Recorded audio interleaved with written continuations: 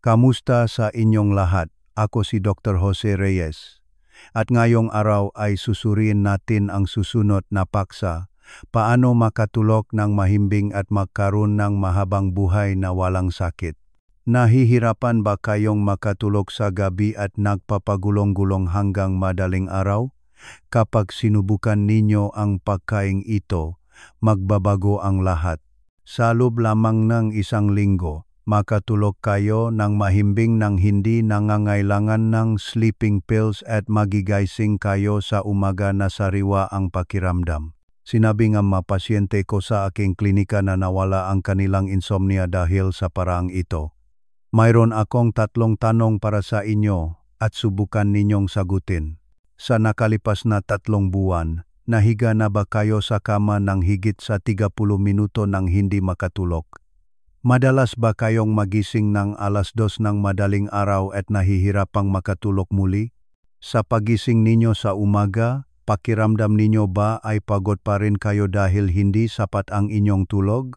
Kung kahit isa lang dito ay nararanasan ninyo, maaring senyales ito na bumababa ang kalidad ng inyong tulog nang hindi ninyo namamalayan. Kung magpapatuloy ito, biglang bababa ang inyong immunity at tataas ng higit sa 3 beses ang panganib ng diabetes, high blood pressure at maging ng dementia. Pero kung tatapusin ninyo lang ang video na ito, kahit sino ay malulutas ito. Kung hindi ninyo alam ang nilalaman ng video, magiging isang pagdurusa ang bawat gabi. Kung tatapusin ninyo ang video na ito, malalaman ninyo ang 5 milagrosong pagkain na mas epektibo pa sa sleeping pills at ang isang golden meal plan para maibalik ang mahimbing na tulog sa loob lamang ng 1 linggo. Bibigyan ko rin kayong tips sa pagluluto at schedule ng pagkain para masimulan ninyo agad ngayon.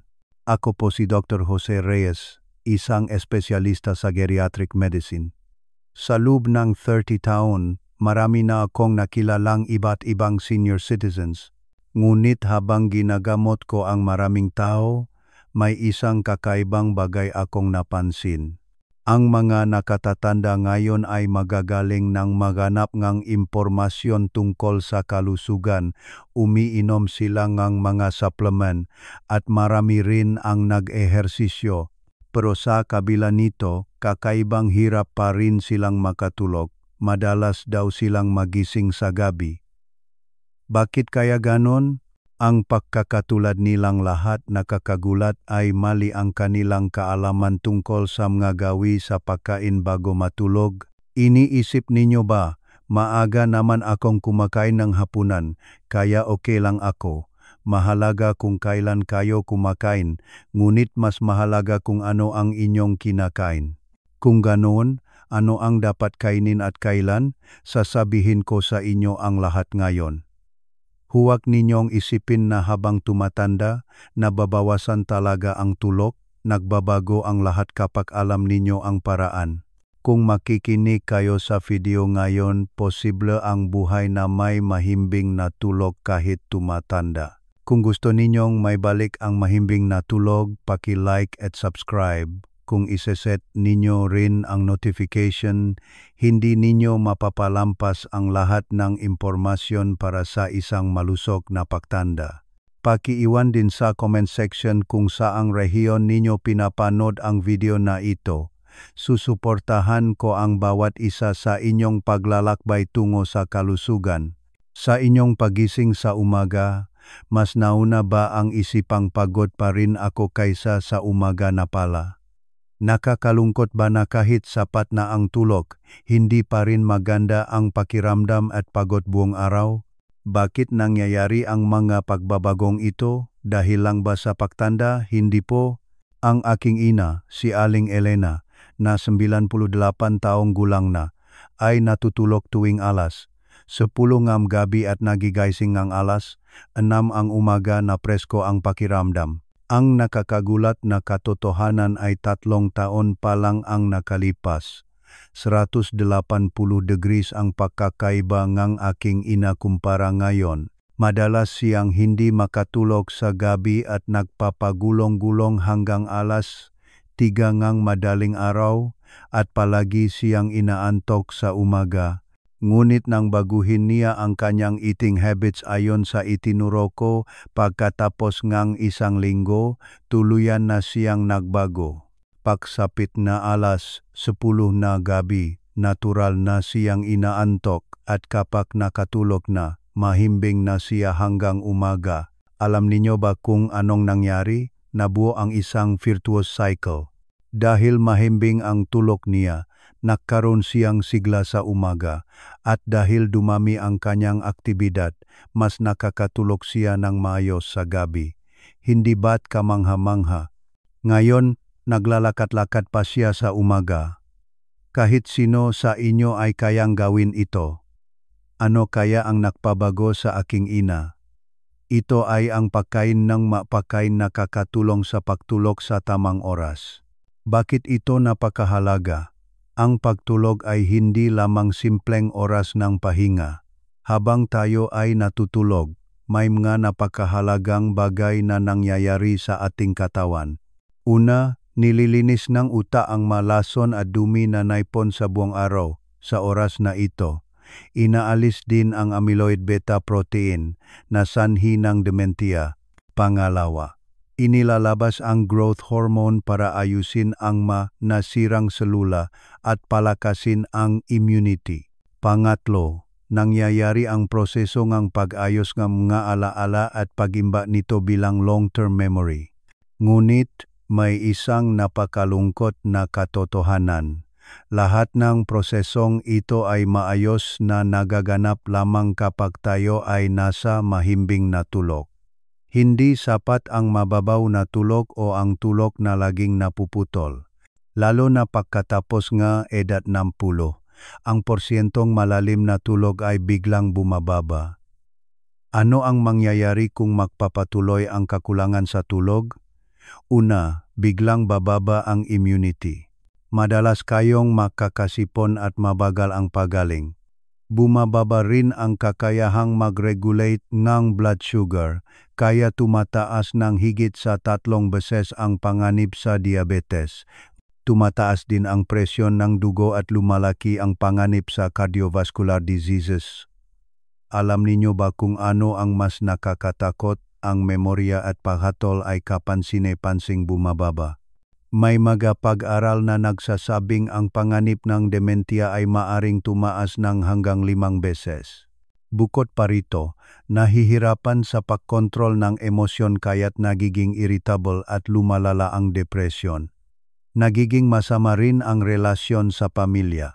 Upang hindi mahulog sa nakakatakot na vicious cycle na ito, dapat nating ibuhos ang lahat ng ating lakas sa pagprotekta sa kalidad ng ating tulog. Kung gayon, paano natin mapapabuti ang kalidad ng ating tulog? Ano sa tingin ninyo ang pinakamahalaga para makatulog ng maayos? Marahil iniisip ninyo na ito ay ang maagang pagtulog. Siyempre, mahalaga ang regular na oras ng pagtulog. Ngunit kung susubukan ninyong matulog sa takdang oras pero hindi kayo makatulog, wala itong silbi.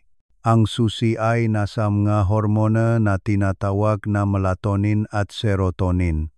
Ang melatonin ay ang hormona na nagpapatulog sa atin, at ang serotonin ay ang material na pinanggagalingan ng melatonin. Kapag sapat ang paglabas ng dalawang hormone na ito, natural na darating ang antok. Ngunit habang tayo ay tumatanda, biglang bumababa ang production ng hormone na ito. Sa edad na 60, ito ay bumababa sa kalahati o mas mababa pa kumpara sa 20 anyos. Kaya naman, nagiging mas mahirap makatulog ng madali tulad noong kabataan.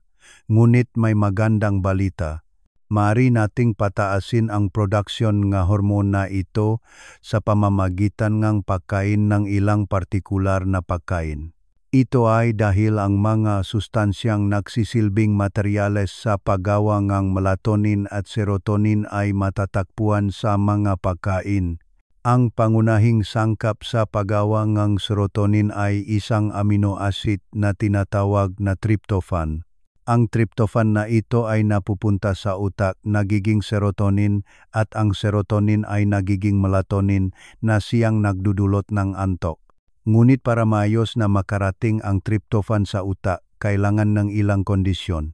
Una, kailangan ninyong kumain ng carbohydrates kasama ng tryptophan. Kapag kumakain kayo ng carbohydrates, inilalabas ang insulin at ang insulin na ito ang nagbubukas ng daan para sa tryptophan papunta sa utak. Pangalawa, kailangan nga sustansya tulad ng vitamin B6, magnesium at calcium para maging maayos ang produksyon ng serotonin. Ngayon, ipapakilala ko sa inyo ang 5 pagkain na mayaman sa mga sustansyang ito at nakakatulong sa pagtulog. Magugulat kayo sa unang pagkain. Ito ay ang cherry. Lalo na ang maasim na uri na tinatawag na tart cherry ang pinakamahusay. Ang cherry ay isa sa mga prutas na may pinakamataas na natural na melatonin content. Ang 100 gram ng cherry ay naglalaman ng humigit kumulang 1346 gram melatonin.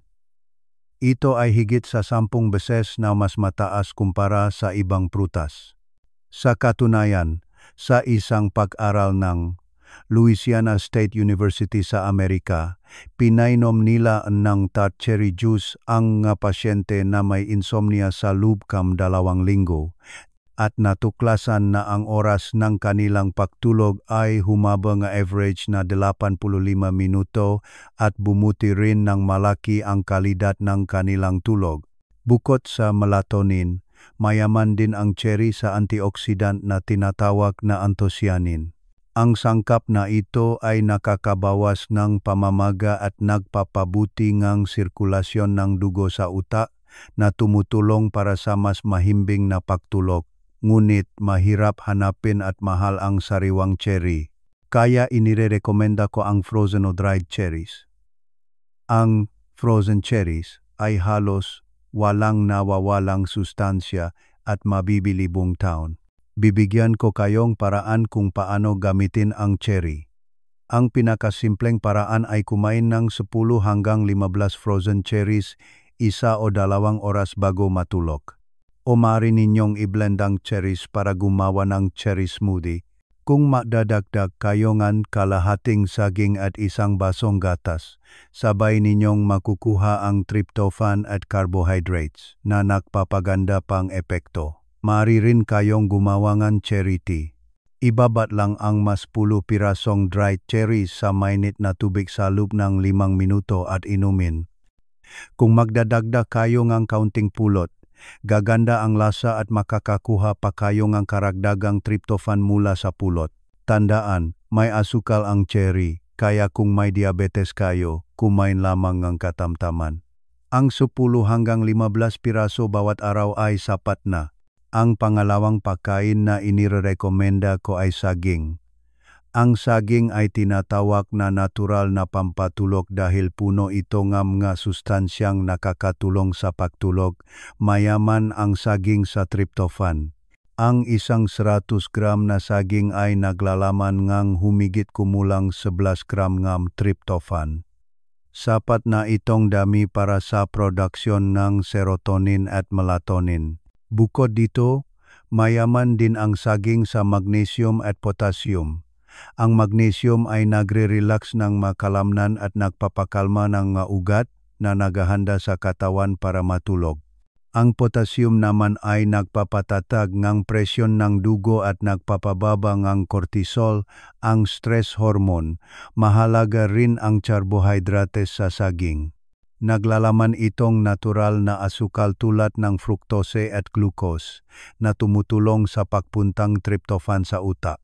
Dagdag pa, ang carbohydrates sa saging ay hindi biglaang nagpapataas ng asukal sa dugo na pumipigil sa pagising sa kalagitnaan ng gabi dahil sa pagbabago ng blood sugar.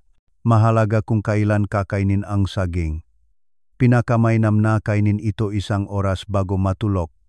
Kung kakainin ito ng masyadong gabi, maaring hindi kayo makatulog dahil sa panunaw. Bibigyan ko kayo ng mga paraan para gamitin ang saging. Masarap na itong kainin ng mag-isa, ngunit may mas epektibong paraan. Una ay ang banana milk. I-blend ang isang saging at isang baso ngang maligamgam na gatas at inumin. Ang gatas ay mayroon ding tryptophan, kaya may synergy effect ito. Pangalawa ay ang banana honey tea.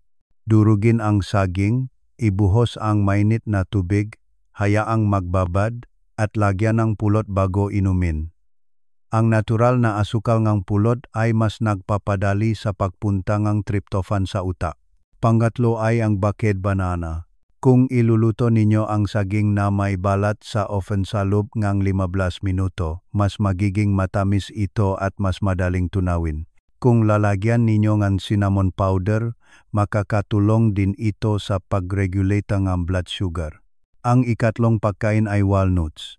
Sa lahat ng nuts, ang walnuts ay partikular na nakakatulong sa pagtulog. Ang walnuts ay direktang naglalaman ng melatonin. Ang isang onsang walnuts, 28 gram o 7 hanggang 8 piraso, ay naglalaman ng 3,058 gram melatonin. Ito ang pangalawang pinakamataas na antas pagkatapos ng cherry. Bukod dito, mayaman din ang walnuts sa omega-3 fatty acids. Lalo na ang alpha-linolenic acid na isang uri ng omega-3 ay sagana rito at ang sangkap na ito ay nagpapabuti ng sirkulasyon ng dugo sa utak at nagbabalanse ng mga neurotransmitter na nagpapabuti sa kalidad ng tulog. Mahalaga rin ang magnesium sa walnuts para sa pagtulog. Ang magnesium ay tinatawag na natural na pampakalma dahil sa epekto nitong mag-relax ng mga nerbiyos at kalamnan. Ang isang dakot, 28 gram walnuts ay naglalaman ng halos 45 mg magnesium. Ayon sa isang pag-aral ng University of Texas, ang grupo na regular na kumakain ng walnuts ay nagpakita ng mas malaking pagbuti sa kalidad ng tulog kumpara sa grupong hindi. Lalo na raw tumaas ang porsyento ng kanilang malalim na tulog. Kailan dapat kumain ng walnuts? Pinakamainam ito 2 oras pagkatapos ng hapunan at 1 oras bago matulog. Ang 7 hanggang 8 piraso bawat araw ay sapat na.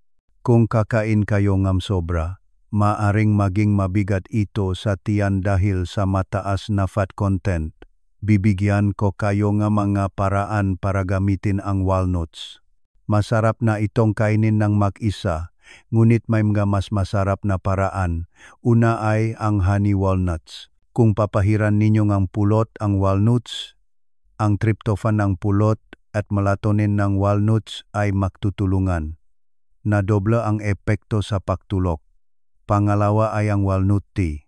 Durugin ng pino ang 5 hanggang 6 na piraso ng walnuts at ibabad sa mainit na tubig bago inumin.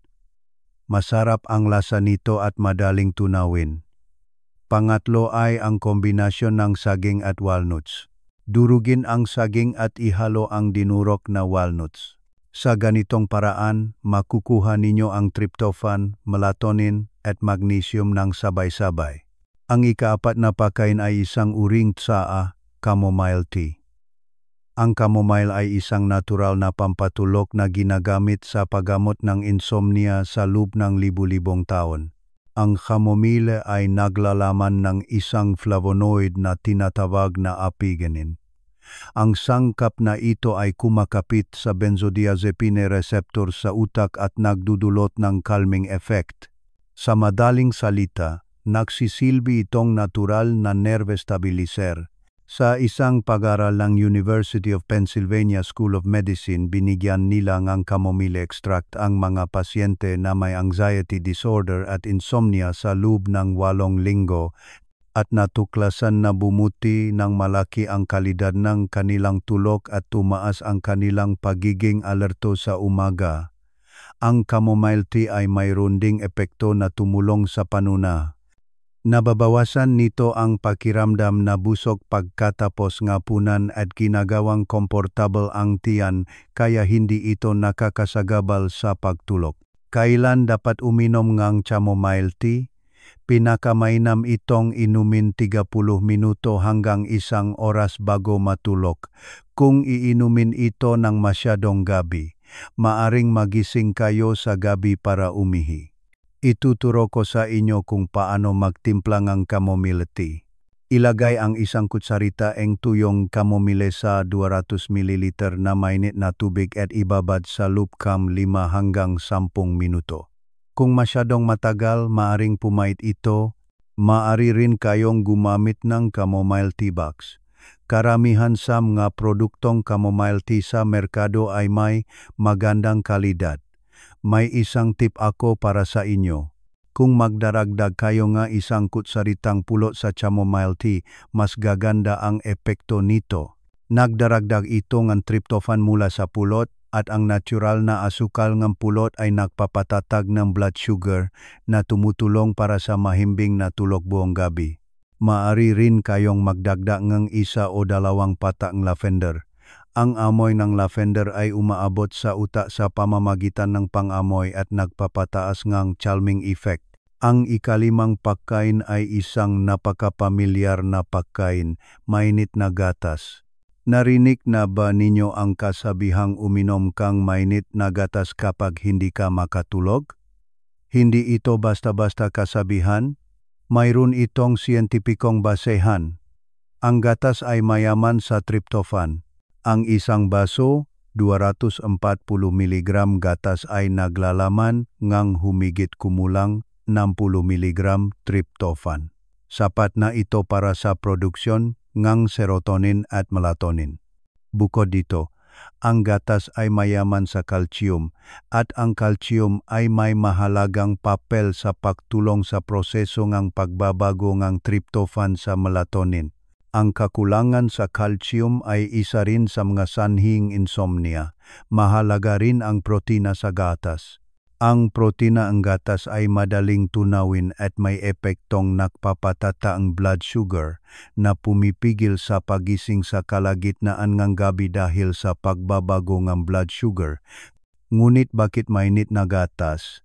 Ginagamit nito ang natural na reaksyon ng ating katawan kung saan tayo ay inaantok kapag tumaas at bumaba ang temperatura ng katawan. Kapag uminom kayo ng mainit na gatas, bahagyang tataas ang temperatura ng inyong katawan at dahan-dahang bababa na natural na magdudulot ng antok.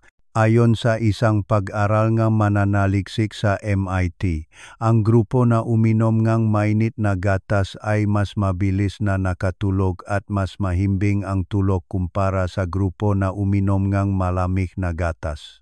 Kailan dapat uminom ng mainit na gatas? Pinakamainam ito 30 minuto hanggang 1 oras bago matulog.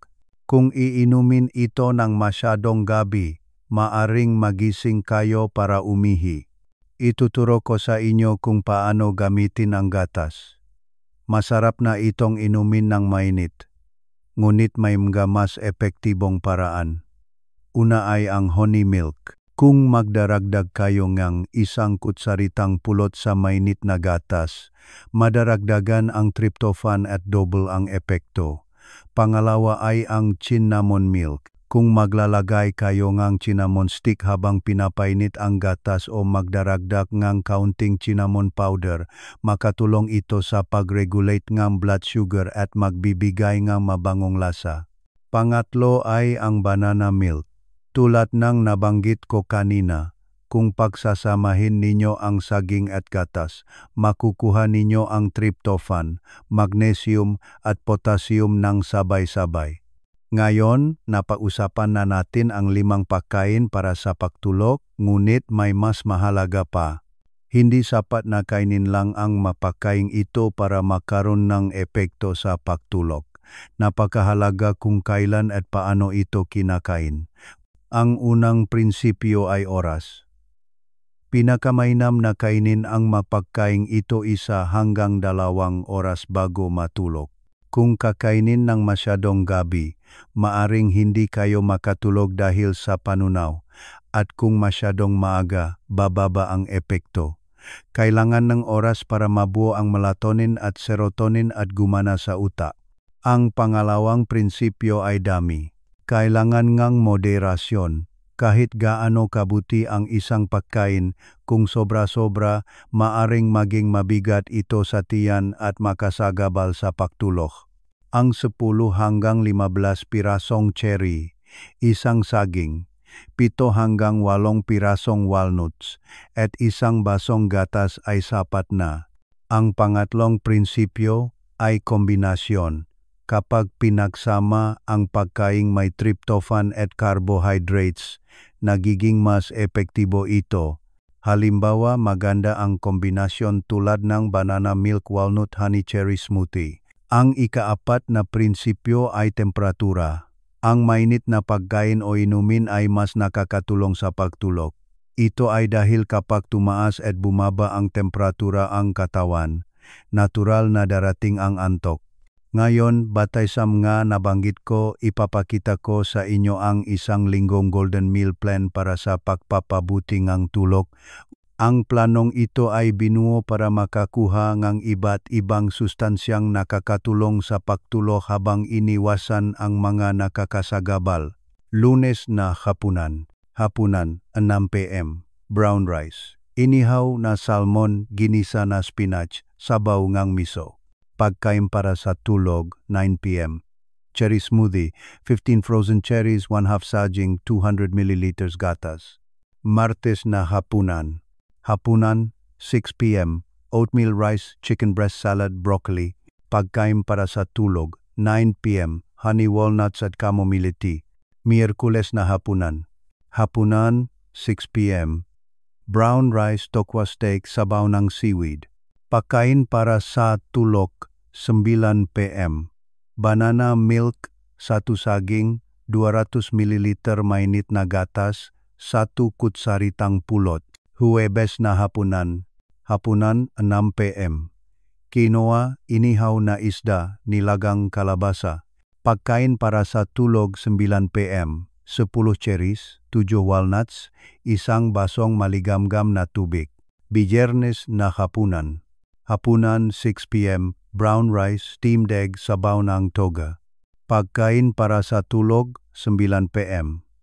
Cinnamon milk, 200 ml mainit na gatas, cinnamon powder, pulot. Sabado na hapunan. Hapunan, 6 p.m. Kamote, inihaw na chicken breast salad. Pagkain para sa tulog, 9 p.m. Isang saging, chamomile tea. Linggo na hapunan. Hapunan, 6 p.m. Brown rice, sinigang na may miso, magulay na pampagana. Pagkain para sa tulog, 9 p.m. Cherry yogurt, Greek yogurt, 10 cherries pulot. Kung susundin ninyo ito sa loob ng isang linggo, makukuha ninyo ang lahat ng sustansyang kailangan para sa pagtulog tulad ng tryptophan, melatonin, magnesium, at calcium. At dahil iba-iba ang kombinasyon araw-araw, hindi kayo magsasawa. Bukod sa pagkain, may ilang tips pa akong ibibigay para mapabuti ang tulog. Una, oras ng hapunan. Kumain ng hapunan 3 hanggang 4 na oras bago matulog. Kailangan ninyong matulog kapatapos na ang panunaw para maging mahimbing ang tulog. Huwag ding uminom ng maraming tubig 2 oras bago matulog para hindi magising sa gabi para umihi. Pangalawa, kapaligiran ng silid tulugan. Panatilihing malamig ang temperatura ng silid sa 18 hanggang 20 degrees Celsius at gawin itong madilim hanggat maari. Mas maraming melatonin ang nalilikha sa madilim na kapaligiran. Pangatlo, routine bago matulog. Kung gagawin ninyo ang paghahanda sa pagtulog sa parehong oras at pagkakasunod-sunod araw-araw, masasanay ang inyong katawan sa sleep mode. Halimbawa, pagkain ngang pampatulog, maligamgam na shower, pagbabasa ngang libro at paghiga. Ika-4, iwasan ang smartphone at TV. Ang blue light ay pumipigil sa produksyon ng melatonin. Huwag gumamit ng electronic devices 1 oras bago matulog. Ika-5, magaang stretching o meditation.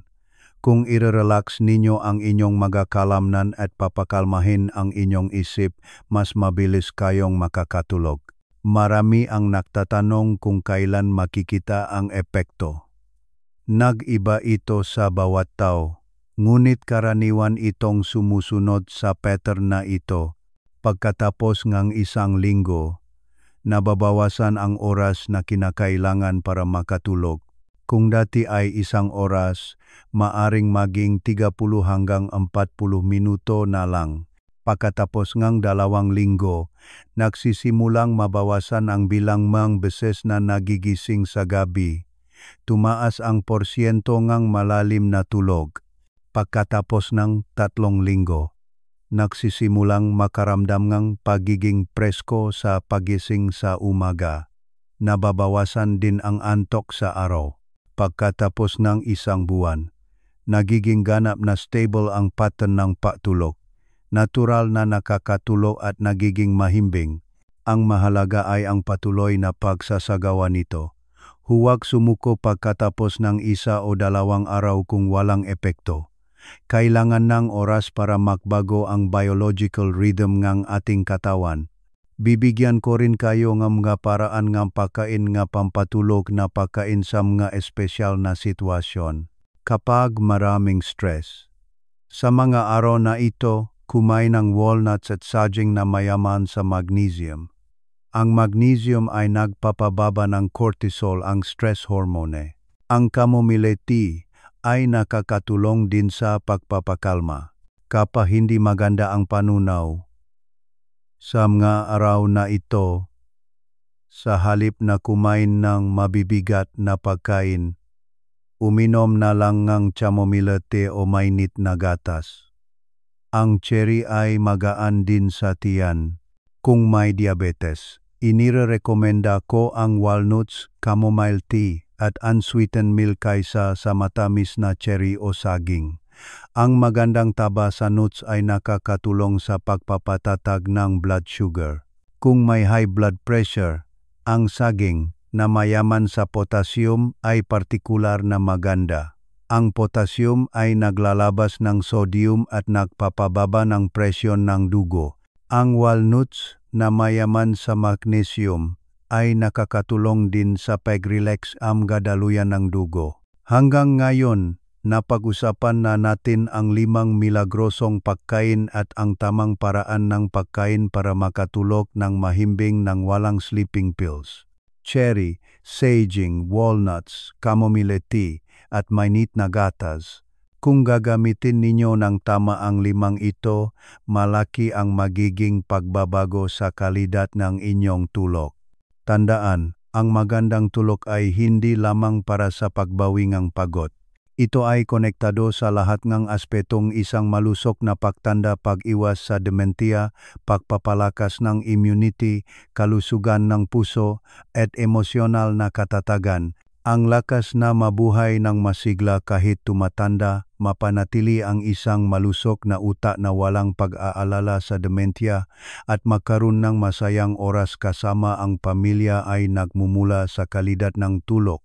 Simulan ninyo agad ngayon, at ibahagi ang impormasyong ito sa inyong mga kapatid at kaibigan na hindi pa ito alam. Ang video na ito na ipinadala ninyo ay maaaring maging turning point na magbabago sa gabi ng isang tao na hindi makatulog at sa kanyang pagod na araw. Pindutin ang subscribe at like button ngayon at sa comment section sa ibaba isulat ito, sisimulan ko ngayon. Ang isang komento na iyon ay magiging motibasyon para sa inyo na magpatuloy at magiging malaking suporta para sa iba. Sa susunod na video, babalik ako na punong impormasyon para sa inyong kalusugan. Taos puso kong sinusuportahan ang isang buhay na may mahimbing na tulog, anuman ang edad. Mula ngayong gabi, naway magkaroon kayo ng mahimbing na tulog. Salamat po.